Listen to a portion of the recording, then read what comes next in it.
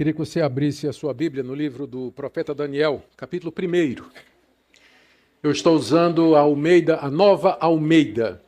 A Bíblia mais utilizada no Brasil pelos evangélicos é a Almeida atualizada. E recentemente a Sociedade Bíblica do Brasil atualizou a sua linguagem, mantendo o mesmo estilo, a mesma fidelidade aos originais. Eu creio que essa Nova Almeida ela deve se tornar em breve a Bíblia padrão da Igreja Evangélica Brasileira. Quero recomendar a todos vocês. Daniel, capítulo 1. Queria fazer a leitura com vocês, por gentileza acompanhem, ou na sua Bíblia, no seu celular, iPad, que você tiver aí. Ou tablet, né? Porque quem não tem iPad é tablet, né? Isso foi terrível, né? Preconceituoso. Vamos lá, gente. No ano 3º do reinado de Jeoaquim, rei de Judá, Nabucodonosor, rei da Babilônia, veio a Jerusalém e a sitiou. O Senhor entregou nas mãos dele Jeoaquim, rei de Judá, e alguns dos utensílios da casa de Deus. Nabucodonosor levou esses utensílios para a terra de Sinar, para o templo de seu Deus, e o pôs na casa do tesouro do seu Deus. O Deus de Nabucodonosor era Bel, que era a maior divindade da Babilônia, da Mesopotâmia, na verdade. Depois o rei ordenou a Aspenaz, se você está procurando nome para o seu filho, está aí a sugestão, chefe dos seus eunucos, que trouxesse alguns dos filhos de Israel, tanto da linhagem real como dos nobres, jovens sem nenhum defeito, de boa aparência, sábios instruídos, versados no conhecimento, e que fossem competentes para servirem no palácio real. E que Aspenaz lhes ensinasse a cultura e a língua dos caldeus. O rei determinou que eles recebessem uma alimentação diária, tirada das finas iguarias da mesa real e do vinho que ele bebia.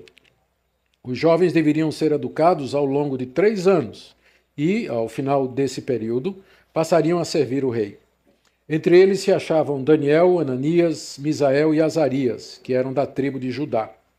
O chefe dos eunucos lhes deu outros nomes, a saber, a Daniel, o de Beltesazar, a Ananias, o de Sadraque, a Misael, o de Mesaque, e a Azarias, o de Abednego.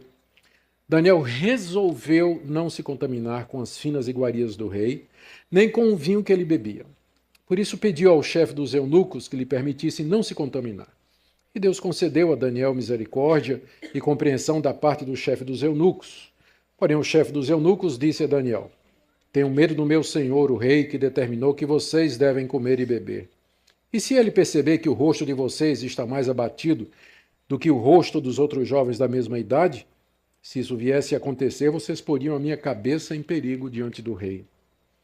Então Daniel foi falar com o cozinheiro-chefe, a quem o chefe dos eunucos havia encarregado de cuidar de Daniel, Ananias, Misael e Azarias. Daniel disse a ele: por favor, façam experiência com estes seus servos durante 10 dias. Dê-nos legumes para comer e água para beber. Depois compare a nossa aparência com a dos jovens que comem das finas iguarias do rei. Dependendo do que enxergar, o senhor decidirá o que fazer com estes seus servos. O cozinheiro-chefe concordou e fez a experiência durante 10 dias. No fim de 10 dias, a aparência dos 4 jovens era melhor e eles estavam mais robustos do que todos os jovens que comiam das finas iguarias do rei. Com isso, o cozinheiro-chefe tirou deles as finas iguarias e o vinho que deviam beber, e lhes dava legumes. Ora, a esses 4 jovens, Deus deu conhecimento e inteligência em toda cultura e sabedoria, mas a Daniel deu inteligência para interpretar todo tipo de visões e sonhos. Ao final do tempo determinado pelo rei para que os jovens fossem levados à sua presença, o chefe dos eunucos os levou à presença de Nabucodonosor. Então o rei falou com eles, e entre todos não foram achados outros como Daniel, Ananias, Misael e Azarias. Por isso passaram a servir o rei. Em toda a matéria de sabedoria e inteligência sobre que o rei lhes fez perguntas, os achou 10 vezes mais sábios do que todos os magos e encantadores que haviam em todo o seu reino. Daniel continuou ali até o 1º ano do reinado de Ciro. Queridos, uma das maiores necessidades que o povo de Deus enfrenta nesse mundo, ou tem nesse mundo, é manter viva fé, a esperança e o ânimo. Muitas coisas concorrem, muitas coisas acontecem para tirar de nós a fé, a esperança e o ânimo. Primeiro, a prosperidade dos ímpios. A gente olha ao redor e vê gente corrupta, gente violenta, sem princípios e prosperando, né? Apesar da Lava Jato, mas prosperando, indo bem. E a gente pergunta, onde está Deus, que não vê essas coisas? Onde está Deus, que diz que é um Deus justo, que ama a verdade? A gente vê que esses homens maus e outros, eles nem sempre são punidos, não são apanhados, e quando são, eles conseguem escapar. Onde está Deus, que disse que puniria os maus? E para complicar a situação, aqueles que temem a Deus, que amam a Deus, que querem seguir como discípulos de Jesus Cristo, não poucas vezes enfrentam muitos sofrimentos aqui nesse mundo. Doenças, dificuldade financeira, problemas de relacionamento e tantos outros desafios que nós, pastores, conhecemos quando nós tratamos do nosso rebanho. Gente que teme a Deus, que ama Jesus, que quer viver como servos de Deus, mas assim mesmo o sofrimento bate na porta, às vezes são vítimas de injustiça. Agora mesmo, enquanto eu estou falando, em algum lugar desse mundo, nossos irmãos em Cristo, muitos deles estão em prisões, estão sendo arrestados, tendo os bens arrestados pela polícia, e não poucos estão sendo mortos. E a gente olha para tudo isso e pergunta onde está Deus. E para agravar o quadro, Deus às vezes aparenta estar silencioso.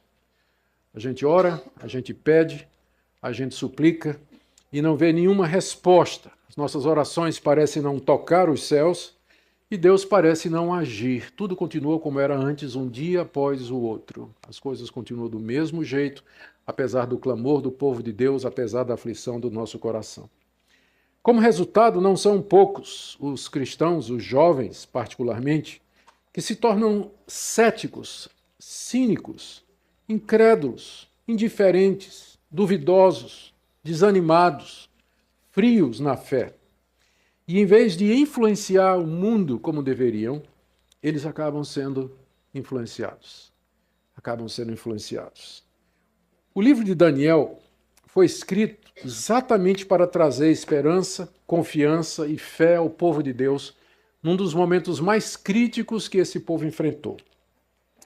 Se você me perguntasse qual é o tema do livro, eu diria que é a soberania absoluta de Deus sobre todas as nações, sobre todas as circunstâncias, sobre os indivíduos e, portanto, sobre a história. O tema do livro é que Deus está no controle, embora não pareça, embora nem sempre isso seja aparente para nós. O tema do livro é que Deus vai intervir no mundo no momento certo. E todas essas questões que eu citei no início, um dia elas terão a resposta. Deus vai trazer o seu reino em sua plenitude. Portanto, ainda que tudo pareça ruim ao nosso redor, vale a pena ser fiel durante os momentos de crise, em que nós nos sentimos pressionados, nós nos sentimos moldados pelo mundo sem Deus e pelo mundo que tem outros valores. Daniel escreveu esse livro quando ele estava preso na Babilônia, quando ele era cativo do rei Nabucodonosor. Quando ele escreveu esse livro, Jerusalém, sua cidade natal, estava destruída. Era a cidade de Deus. O templo de Deus, construído por Salomão, estava derrubado. Havia sido saqueado. Os utensílios da casa de Deus haviam sido levados por Nabucodonosor para a sua própria terra. O povo de Deus tinha sido levado em cativeiro, aqueles que escaparam da espada. E o ímpio rei da Babilônia estava triunfando. Nabucodonosor estava feliz. Ele achava que ele era o Deus desse mundo. Daniel escreveu então para os cativos da Babilônia. Esse livro foi endereçado aos judeus que escaparam da morte durante a invasão babilônica e que, prisioneiros na Babilônia, estavam desesperançados, questionando exatamente isso. Por que Deus permitiu que isso acontecesse conosco? Por que nós estamos aqui, nós que somos o povo de Deus, nós estamos aqui debaixo do poderio de um rei ímpio, de um rei idólatra, de um rei mau, de um rei perverso? O objetivo de Daniel com esse livro é mostrar que, apesar das circunstâncias, apesar de tudo aquilo, Deus continuava no controle. Ele era absolutamente soberano e, finalmente, ele haveria de triunfar e o seu reino haveria de ser implantado contra os reinos desse mundo. Daniel faz isso, o Daniel desenvolve esse tema do seu livro, contando 6 histórias que ele ou os seus amigos enfrentaram enquanto estavam debaixo do reinado de Nabucodonosor, de Beltesazar e de Ciro. E ele mostra nessas histórias como Deus soberanamente interveio no momento certo, mesmo que seu povo estava lá cativo, e como Deus abençoou aqueles que foram fiéis no momento de crise. Depois o livro tem 4 visões que Deus deu a Daniel, com predições futuras, quando Deus então haveria de estabelecer o seu reino e reinar para todo o sempre. Esse livro é tão importante que ele é citado por Jesus, Daniel é citado por autores do Novo Testamento. Paulo, por exemplo, ecoa a mensagem de Daniel na segunda carta aos Tessalonicenses e, sem dúvida, o apóstolo João se baseou nas visões de Daniel para escrever o livro de Apocalipse. O tema do capítulo primeiro que eu li para vocês é de como Deus favoreceu Daniel e seus amigos, que tomaram o propósito de permanecer fiéis a Deus e não se deixar influenciar pela cultura dos caldeus. Eles queriam influenciar e não ser influenciados. E essa foi uma decisão que eles tomaram. O propósito de Daniel com esse capítulo é encorajar os demais cativos a dizer para eles: resistam à influência do presente mundo, resistam à aculturação, mantenham a fidelidade a Deus, mesmo que o mundo ao redor de vocês está tentando influenciá-los para mudar a identidade de vocês, mudar a compreensão que vocês têm de vocês mesmos, mudar quem vocês são. Vamos primeiro olhar a narrativa, examiná-la mais de perto, e depois eu tenho 3 ou 4 aplicações para fazer para nós. Então, a narrativa começa com o relato de como Deus entregou Jerusalém, a sua cidade, aos seus próprios inimigos, versos de 1 a 2. No 3º ano do reinado de Jeoaquim, rei de Judá, Nabucodonosor, rei da Babilônia, veio a Jerusalém e a sitiou. Sitiar significa cercar, estabelecer estado de sítio. E o Senhor entregou nas mãos dele Jeoaquim, rei de Judá, e alguns dos utensílios da casa de Deus. Nabucodonosor levou esses utensílios para a terra de Sinar, é outro nome para a Babilônia, para o templo do seu Deus e o pôs na casa do tesouro do seu Deus. Nabucodonosor era o imperador do reino da Babilônia, era o reino que despontava no cenário mundial como sendo a maior potência do momento. Já tinha feito várias conquistas de países mais poderosos do que Israel, e finalmente chegou a vez dos judeus. Antes disso, o reino do norte de Israel já tinha sido tomado pelos assírios. Essa queda aqui é a queda do reino do sul, que ainda subsistia. A razão pela qual, não dito aqui, não é? A razão pela qual Deus entregou a Jerusalém e os seus moradores na mão de Nabucodonosor foi por causa da idolatria do povo de Israel. O povo de Israel havia abandonado a Deus, cultuado os deuses dos povos ao redor. Deus mandou profetas que advertiram, profetas que disseram que o cativeiro haveria de acontecer, mas a nação não se humilhou, e então finalmente Deus, na sua ira e no seu furor, entregou o seu próprio povo ao castigo. Note que, embora a vitória seja de Nabucodonosor, mas Daniel, quando registrou, disse: Deus entregou Jerusalém nas mãos de Nabucodonosor, porque Daniel sabia que quem mandava mesmo era Deus. E Nabucodonosor só conquistou Jerusalém porque Deus entregou nas suas mãos. E aí então, até o próprio templo, né, Deus entregou. Nabucodonosor pegou tudo e levou para a casa do seu Deus. O seu Deus, como eu disse, era Bel. Era o Deus-chefe da Babilônia, era o Deus Sol, o Deus da terra e o Deus do fogo. E aparentemente a história, olhada do ponto de vista pagão, mostrava que Bel era maior do que Yahvé, o Deus dos judeus. Em seguida nós temos o relato de como Daniel e seus amigos eles são levados cativos para a Babilônia. Eu queria que você prestasse bem atenção aqui. Está aí do verso 3 até o verso 7. O rei mandou no verso 3, que o Aspenaz, que era o chefe dos eunucos, pegasse alguns jovens que eram da nobreza e também da realeza, de linhagem real. E que esses jovens tinham que ser de boa aparência, bem instruídos, inteligentes, capazes, versados no conhecimento e que fossem competentes para servir no palácio do rei. E que Aspenaz deveria ensinar a ele a cultura e a língua dos caldeus. E aí o rei determina, não é, que eles comam uma determinada dieta, consistia aqui das finas iguarias da mesa real. Aí você imagina, tinha de tudo, caça, não é?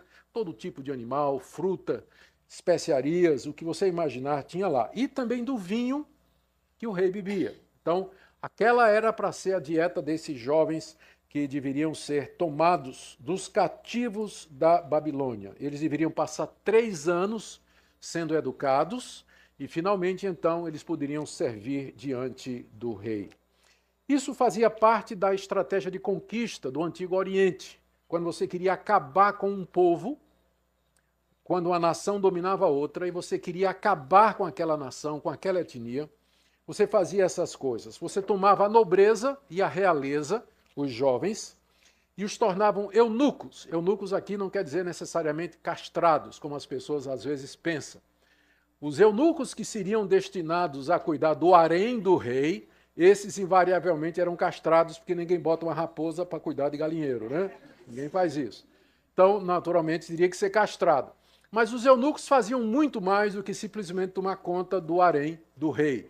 Eles tinham outras funções na corte, funcionavam como sábios, como consultores, eram líderes do conhecimento, ocupavam posição dentro da administração da realeza e assim por diante. Então, o fato aqui de que esses jovens trazidos de Israel iam se tornar eunucos não quer dizer que todos ou algum seria castrado. A idade provável era entre 12 e 14 anos. Por que esse ponto é importante? Porque, embora o jovem judeu ele fosse instruído em casa nas leis do seu povo, na palavra de Deus, era somente aos 12 anos que ele ia oficialmente ao templo ser consagrado e passava a frequentar a sinagoga, onde a lei era lida e explicada. Então, se Daniel tinha aqui 16, 17 anos, ele era profundamente conhecedor da palavra de Deus. Ele conhecia a lei de Moisés, conhecia a história do seu povo e, mais importante de tudo, ele conhecia a palavra dos profetas antes do cativeiro babilônico, como especialmente Jeremias e Isaías. Nós vamos ver que tudo indica que Daniel tinha conhecimento desses profetas também. Muito bem. Em que a estratégia, então? Tomar esses jovens e mudar a identidade deles. Como é que se faz isso? Primeiro você ensina para eles uma outra língua. A língua que se falava em Israel era hebraico. A língua que se falava lá na Babilônia era aramaico. Uma está para outra como o português está para italiano. Então são parecidas, mas quem fala português não vai entender o italiano e vice-versa, embora algumas palavras sejam parecidas. Quando Israel voltou do cativeiro, 70 anos depois, os judeus tinham aprendido aramaico, que era a língua que Jesus falava. Jesus ministrou em aramaico, era a língua em Jerusalém durante o período apostólico. Era o aramaico, que era a língua que tinha sido aprendida no cativeiro. O hebraico ficou só nas sinagogas e no templo com os sacerdotes e rabinos, mas o povão falava realmente o aramaico que aprendeu lá. Então essa fazia parte da estratégia. Vamos ensinar uma outra língua, a língua dos conquistadores. É proibido falar na língua dos vencidos. Vocês não são mais povo, você não tem mais língua. Vocês vão agora falar nossa língua, nós que vencemos vocês. Vocês vão falar aramaico. Depois, tinha que se mudar os costumes deles, a maneira como eles faziam as coisas. E especialmente a dieta, porque não tem nada que caracteriza mais um povo do que uma determinada forma de comer e a determinada alimentação. Né? Todo mundo sabe, por exemplo, que buchada, que é o melhor prato brasileiro, buchada de bode, é feita lá na minha Paraíba, lá em Recife, por aí, não é? Então é característico daquela região. E só quem é pernambucano, e nem todos, gostam, né? Piqui. Piqui é daqui, né? Eu aborreço piqui, né? Aborreço. Então, mas tem gente que ama, entende? Então, a comida, né, ela determina muito o povo. Então, fazia parte da estratégia de exterminar aquela raça, mudar a comida deles. Vocês nunca mais vão comer aquelas comidas que vocês comiam na terra de vocês. Vão comer a comida dos vencedores. Comida dos vencedores. E vinha mais. Mudar o nome da pessoa. Você não vai mais se chamar fulano de tal. Você agora tem um novo nome. E mudar a religião da pessoa. Então, nome, comida, costumes, língua, que são marcadores, identificadores da nossa identidade, a estratégia era mudar tudo. Para que aqueles jovens que eram da realeza e da nobreza, e que seriam a futura geração, eles se tornariam caldeus. Eles se tornariam parte do povo de Nabucodonosor. Eles esqueceriam Israel, esqueceriam o seu Deus e tudo aquilo que eles tinham aprendido. E olha a mudança de nomes aqui. Ó. Daniel, diz aí o verso 7, foi chamado de Beltesazar. Beltesazar em aramaico significa Deus, Bel, proteja a sua vida. Bel, proteja a sua vida. Misael, no nome dele mudou para Mesaque. Quem é o que Acu é? Acu era outro deus da Babilônia. Azarias virou Abednego. Eu acho que dos quatro, quem levou mais a pior foi Azarias, porque Azarias já não é um nome bom. E o nome que deram para ele, Abednego, não dá certo isso aqui. Então, significa servo de Nebo. Servo de Nebo, que era outro deus babilônico. Ou seja, gente, aqui nós estamos diante de uma terrível ameaça contra a fé no Deus vivo e verdadeiro que aqueles jovens tinham, na qual eles foram instruídos lá na sua terra, lá em Jerusalém, pelos seus pais, na sinagoga e no templo. Ou seja, aqui eles estavam sendo vítimas daquela estratégia cujo objetivo era influenciá-los para que eles esquecessem a sua identidade, quem eles eram, a que povo pertencia, e para que eles se tornassem caldeus por dentro e por fora. Ou seja, a situação de Daniel e dos seus amigos em muito reflete, guardada as devidas proporções, a situação de vocês. Na universidade, no trabalho, no meio dos amigos, o que vocês veem nas mídias sociais, o que vocês veem na televisão, nos filmes que vocês assistem na grande tela, tudo, não pensem que essas coisas elas são neutras. Há uma ideologia por detrás, há um propósito por detrás, e o propósito é fazer você esquecer quem você é, e amoldar você, influenciar você para que você seja mundano, para que você seja parte desse mundo, para que você viva como esse mundo. E eles têm toda uma estratégia para isso, e não é muito diferente dessa daqui não. Do verso 8 até 13, Daniel registra a decisão que ele tomou juntamente com seus amigos. Foi uma resolução, veja o que diz o verso 8. Daniel resolveu não se contaminar com as finas iguarias do rei e nem com o vinho que ele bebia. Ele resolveu não fazer isso. Ele não podia evitar ter que aprender aramaico, não tinha jeito, não é? Ele ia ter que aprender aramaico mesmo, até por uma questão de sobrevivência. Ele não podia evitar que trocassem o nome dele, mas tinha uma coisa que ele podia tentar fazer. Ele diz, eu não vou comer essa comida. E parece que Daniel fez isso exatamente pelo conhecimento que ele tinha da palavra de Deus. Na época de Daniel, no Antigo Testamento, a piedade pessoal, ou seja, o amor que o judeu tinha para com Deus, se manifestava através de 3 marcadores da identidade judaica, que era circuncisão, a guarda do calendário religioso, 3 festas, sábado, lua nova, e uma dieta que está prescrita lá no livro de Levítico. Aqui está uma lista. Lá em Levítico, Deus deu a Moisés uma lista dos alimentos que os judeus podiam comer, chamados de animais puros, e uma lista de alimentos que os judeus não podiam comer, que era a lista de animais impuros. Então, como é que alguém que era crente, temente a Deus, no Antigo Testamento, ele mostrava o seu amor a Deus, seu compromisso com Deus? Era guardando essas 3 coisas, além das demais leis que nós temos na legislação mosaica. Então, quando o rei muda a dieta de Daniel e dos seus amigos e diz que eles têm que comer das iguarias do rei, com certeza entre essas iguarias estava carne de porco, carne de coelho e carne de outras caças que estavam lá na lista de animais proibidos para o judeu piedoso. Então, esse é o ponto aqui da decisão de Daniel. Ele resolve não se contaminar. Não é que a comida era ruim, mas que havia um caráter religioso ali. Algumas daquelas comidas eram proibidas para o judeu na legislação mosaica que Daniel conhecia muito bem. Então ele diz, isso aqui não, pode mudar meu nome, ok, né? Você pode me ensinar uma outra língua, tudo bem, mas isso aqui é uma contradição direta à vontade do meu Deus para mim. Então isso eu não vou fazer. Ele e os seus amigos, então, junto com os outros 3, eles tomam essa decisão de seguir aquilo que Deus havia determinado. Ele resolve não se contaminar. E ele, então, age, ele faz alguma coisa. Porque uma decisão só tem valor se ela for seguida dos atos que vão levar aquela decisão a um bom termo. É claro que Daniel estava consciente de que Deus é soberano e que Deus está por detrás de todas as coisas. Mas essa convicção não impediu Daniel de agir.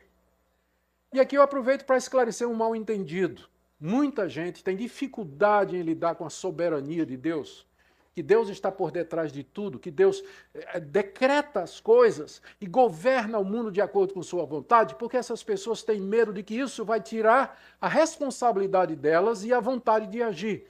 Mas aqui você encontra um jovem judeu plenamente convencido que tudo que acontece por determinação de Deus. Ele acabou de dizer que a cidade dele foi derrotada porque Deus entregou, e ao mesmo tempo ele toma uma decisão e vai agir em cima daquela decisão. É claro que nós não estamos falando aqui da teologia da traseira do caminhão, onde geralmente está escrito, faz por ti que eu te ajudarei, não é? Isso é teologia ruim, não é? Que o pessoal bota na traseira do caminhão. Mas que há uma concorrência entre a plena soberania de Deus e o domínio dele sobre todas as circunstâncias e a minha responsabilidade de fazer aquilo que eu já sei que é correto e tentar fazer aquilo que eu sei que pode levar efeito à vontade de Deus. Crer na soberania de Deus não impediu Daniel de agir. Ele tomou uma decisão, não vou me contaminar. Deus não quer que eu faça isso. E aí ele age. E o que é que ele faz? Primeiro ele falou lá com o chefe dos eunucos, com o nome engraçado, né, o Aspenaz. Ele chama Aspenaz e diz no verso 8, ele diz lá o verso 8, que ele pediu ao chefe dos eunucos que lhe permitisse não se contaminar. Ele deve ter começado com Aspenaz e dito, Aspenaz, você sabe que na minha religião, no meu país, na minha raça, nós não podemos comer esse tipo de comida que o rei mandou que fosse a nossa alimentação. Eu queria que você entendesse isso, que você nos ajudasse. E diz aí o verso 9, que Deus concedeu a Daniel misericórdia e compreensão da parte dos eunucos. Como eu disse, as duas coisas andam juntinhas. Daniel foi, expôs o caso, fez um pedido e Deus tocou o coração do Aspenaz, não é? E olha a resposta aí do Aspenaz no verso 10. Porém, parece a princípio uma negativa, né? Porém, o chefe dos eunucos, que é Aspenaz, disse a Daniel, Daniel, tenho medo, porque se eu for dar a você o que você quer, né? Se eu for fazer o que você tá pedindo, né? Vai acontecer que vocês vão ficar assim fraquinhos, não é? Vai ficar pálido, o rei vai ver, vai dizer, Aspenaz, vem cá, entre esses jovens aqui, não é? Esses 4 aí, por que eles estão pálidos, né? Por que eles estão abatidos? E aí, ó, a cabeça de Aspenaz já era, né? Aspenaz já era. Então você vai colocar minha cabeça em perigo diante do rei. Estou lendo aqui o verso 10. Mas, embora não esteja, que deveria ter um versículo entre o versículo 10 e o 11, dizendo assim, mas apesar disso, Aspenaz disse, pode ir em frente. Porque foi isso que Aspenaz fez, senão Daniel não tinha feito o passo seguinte, que está no verso 11. Daniel foi falar com o cozinheiro. Né? Aspenaz deve ter dito, ok, eu vou estar correndo um risco, mas está autorizado, pode ir em frente. E então Daniel vai falar com o cozinheiro-chefe, verso 11, que tinha sido encarregado de cuidar deles. Tinha inclusive um maitre, um chefe, que ia preparar toda a comida, né, para Daniel e os seus 3 amigos. E Daniel, se sentindo autorizado, vai falar lá com o chefe. Ele está confiante em Deus. E ele diz, no verso 12, ele faz um teste, ele pede uma chance chefe dos cozinheiros? E nós conhecemos a história. Ele diz, durante 10 dias, você dá para a gente legumes e água. Legumes e água. E depois de 10 dias você examina a gente e compara com os nossos colegas que vão comer das coisas que o rei mandou que comessem. Porque de todos aqueles jovens que foram levados cativos, apenas esses 4, aparentemente, resolveram não se contaminar. Preferiram influenciar em vez de serem influenciados. Né? Então ele diz, Daniel diz, olha, faz uma comparação entre nós e os demais jovens que você trouxe lá de Jerusalém. E dependendo do que você enxergar depois disso, você faz conosco o que você quiser. E então Aspenaz concordou, o chefe dos cozinheiros concordou, e então o relato do verso 14 até o verso 21 é de como Deus abençoou e protegeu aqueles jovens que decidiram que o certo era influenciar e não ser influenciado, não serem esmagados pela cultura ao redor deles.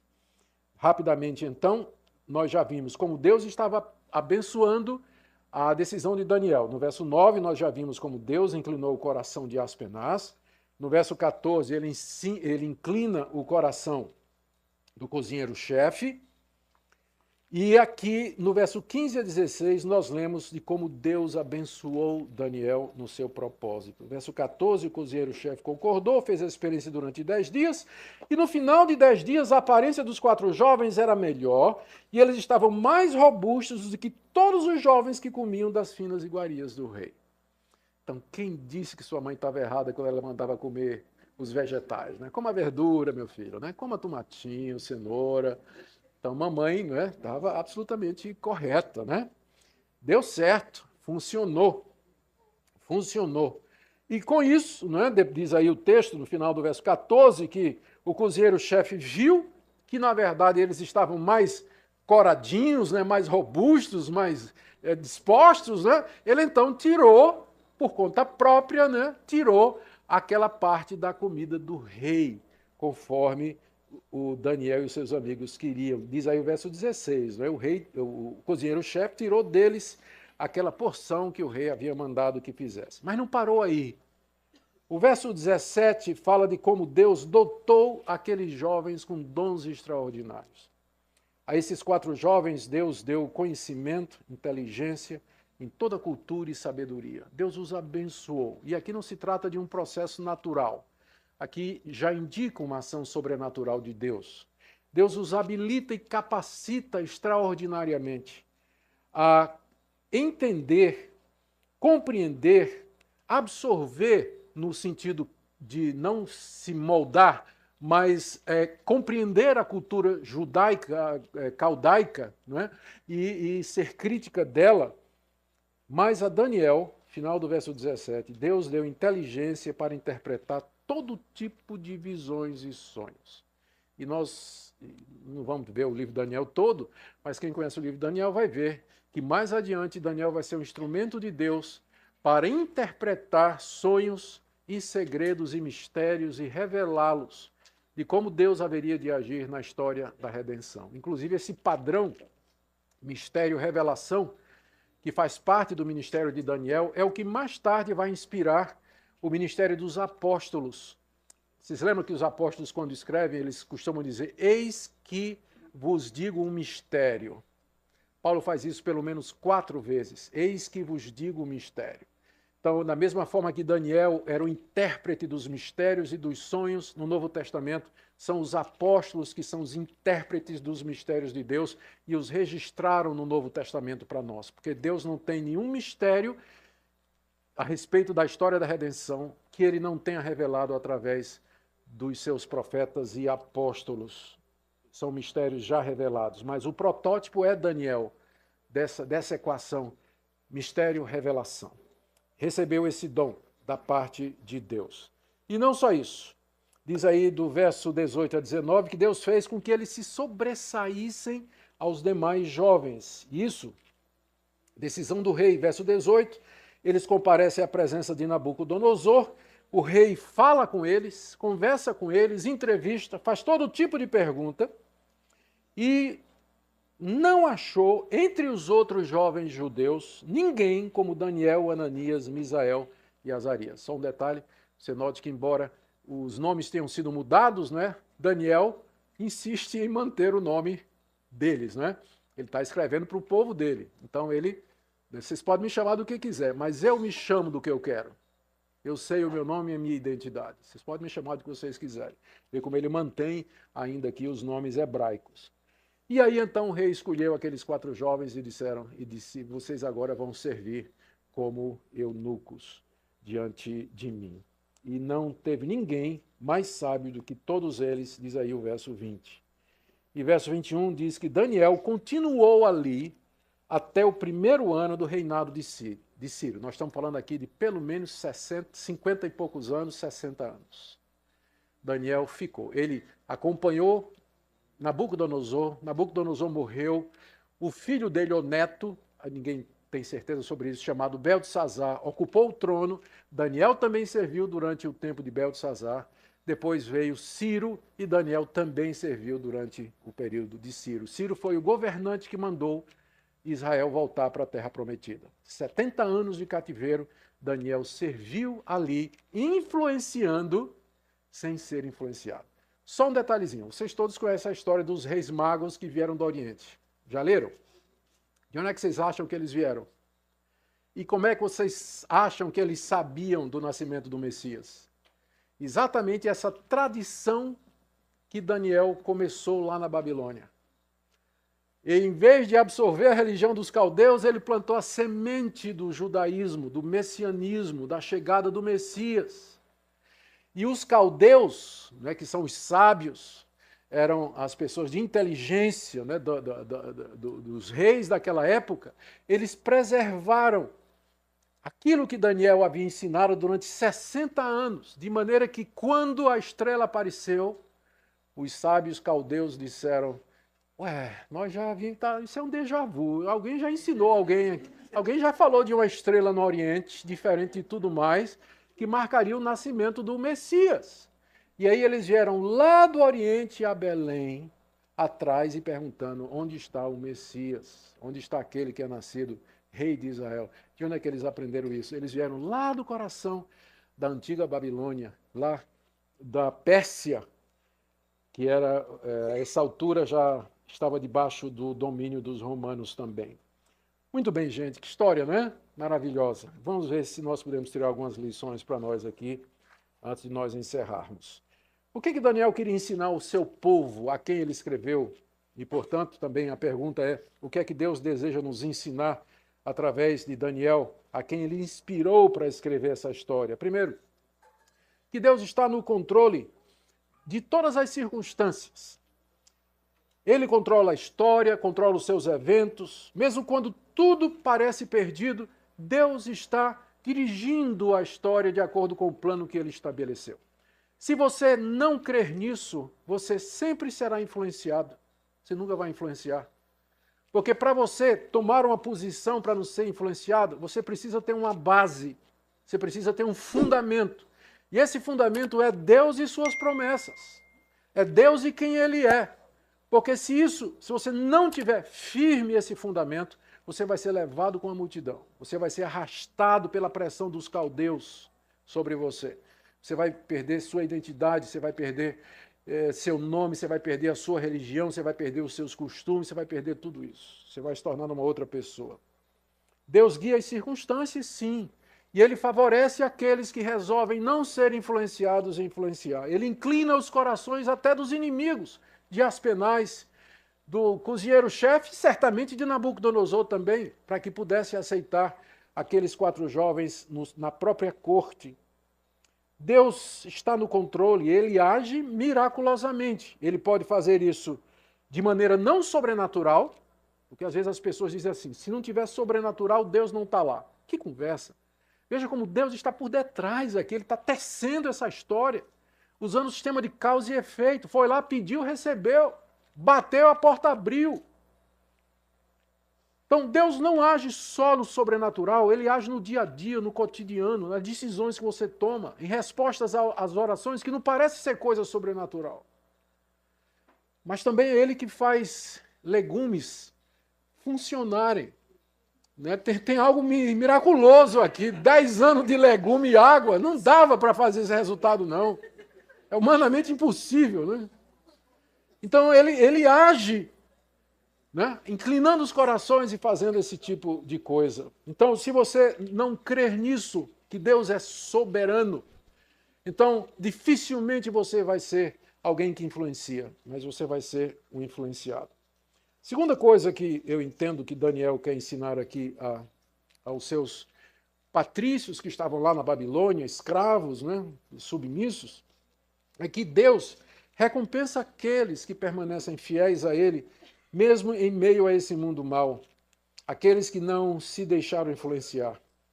Muitos amigos de Daniel se deixaram vencer e se amoldar pela religião dos caldeus. Eles sacrificaram os seus valores, a sua crença em Deus, mas Daniel ficou firme juntamente com seus amigos e ele foi recompensado. Queridos, é triste ver muitos jovens cristãos se deixarem vencer pelo mundo e serem influenciados. Eles, inclusive, nem veem qual o problema. Comem a comida do mundo, bebem a bebida do mundo, desfrutam os prazeres do mundo, servem aos seus deuses e aprendem os valores mundanos. Isso é muito comum na igreja. Sexo antes do casamento, isso nunca foi valor cristão, mas isso é valor do mundo. E parece tão normal para tanta gente dentro da igreja. Levar a namorada para um motel, para o apartamento ou para o banco de trás do carro, como se fosse a coisa mais comum. Isso os ímpios fazem o tempo todo, e eles ficam fazendo pressão. Eles querem mudar até o seu gênero, ideologia de gênero. Querem até mudar seu gênero. Está dizendo assim, você pode ser outra coisa se você quiser, você não é homem, você não é mulher, você pode ser o que você escolher. A última vez que eu li, tinha 16 combinações possíveis. Né? Do que é que você pode escolher e ser. Eles querem mudar até o seu gênero. Não é só o seu nome e a sua religião, não, mas a sua identidade, aquilo que faz você ser o que você é. E essa doutrinação está na universidade, está nas escolas, está na mídia, está nos filmes. Cada vez mais. Você vai assistir A Forma da Água, né, aquele filme aí premiado e tudo mais, e não percebe que é uma defesa do bestialismo. Defesa de amor entre espécies. Está lá. E você absorve aquilo, gosta daquilo. Às vezes nem percebe, né, o que é que está acontecendo por detrás. Toda essa doutrinação. Toda essa doutrinação, eles querem mudar você, quem você é, o seu Deus, a sua fé, o seu nome, e até aquilo que é mais fundamental da personalidade, o seu sexo. Eles querem mudar isso. E é triste ver, às vezes, os jovens caminhando nessa direção. Dentro da igreja, eles não percebem isso. O livro de Daniel, esse capítulo, nos mostra que é possível você dizer não. Por isso que eu disse, se você crê que Deus está no controle, que Ele é Senhor, você pode dizer não. Você pode resolver que você não vai se contaminar. E Deus vai lhe dar graça. Ele vai abrir portas para você. Ele vai abençoar você. Claro, você vai ter oposição. Claro que vai. Mas Deus vai cumprir em você o propósito dele. Você vai ser testemunha dele lá no coração da Babilônia, como Daniel foi até o reinado de Ciro. Até o fim ele foi. Graças a essa decisão. E a última coisa que eu queria trazer para vocês aqui, eu não posso dizer que essa era uma coisa que Daniel tinha como objetivo, porque não está explícito, mas eu fico me perguntando o que é que levou Daniel a ter tamanha confiança, tamanha determinação, quando tudo parecia perdido. E aí eu me lembrei exatamente isso. Daniel devia ter uns 17, 18 anos de idade, talvez, e Daniel conhecia as Escrituras. E certamente ele conhecia as palavras do profeta Jeremias que foram ditas antes do cativeiro. Lá em Jeremias 25, no verso 11, Jeremias disse, o tempo de cativeiro será 70 anos. E Daniel cria nisso. Daniel sabia disso. E no fundo do seu coração, eu imagino, ele dizia, isso aqui só vai durar 70 anos. Eu só tenho que ficar firme até o fim. Porque Deus vai triunfar. Ele vai trazer a libertação e a vitória para o seu povo. Ele creu na Escritura e esse é meu ponto. A pergunta é, você vai resistir à influência do mundo com base em quê? Não é uma decisão sua. Tipo assim, você reunir toda a sua força de vontade e dizer assim, eu vou, né? Eu sou raçudo, eu vou mesmo. Que você não vai conseguir. Mas tem uma base maior do que a sua força de vontade. Tem uma força maior uma base maior do que sua força de vontade, que é a Escritura, é a palavra de Deus, a promessa de Deus. Daniel conhecia a palavra dos profetas, ele conhecia a palavra de Moisés, por isso ele tomou essa decisão, e eu creio que é aqui que ele se firmou. Deus prometeu que isso vai ter um fim. Ele prometeu que finalmente ele vai ser vitorioso e eu vou permanecer, eu vou ficar firme, porque eu quero ver a vitória de Deus e com a vitória dele, a minha também. Que você nessa noite faça uma revisão da sua vida. Você se examine à luz da palavra de Deus. Se você de fato vai ser uma influência no meio desse mundo perdido, no meio dos caldeus que nos cercam, ou se você vai deixar que eles mudem quem você é e transformem você num deles. Que Deus nos dê graça. Queridos, eu oro por vocês, meu coração se aperta por vocês e eu me alegro também pelos muitos de vocês que, como Daniel, disseram: é aqui que eu fico. Meus pés estão firmes na rocha, na promessa de Deus. Que Deus os fortaleça. Amém? Vamos orar. Obrigado, Senhor, pelo exemplo do jovem Daniel, que não se deixou mudar pela cultura dos caldeus, porque estava firme, que sabia que Yahvé é maior do que Bel e que nunca se curvaria diante de Bel, mas que te serviria até a morte. Te damos graças porque tu permaneces o mesmo. Te damos graças pelos muitos jovens que resolveram não se contaminar com as iguarias do rei. E nós oramos por aqueles que têm beliscado, aqueles que têm provado um pouquinho aqui e ali. E nós oramos também por aqueles que têm se empanturrado com as iguarias do rei. Oh, Deus, tenha misericórdia. Levanta jovens nessa geração que possam guiar a tua igreja, o teu povo, para aquilo que o Senhor já determinou, que é a vitória final da noiva, da esposa de Cristo, da igreja gloriosa, sem ruga e sem mácula. Abençoa, Senhor, esse tempo que nós teremos juntos aqui, que seja um tempo de refrigério e de mudança. É o que eu peço em nome de Jesus. Amém.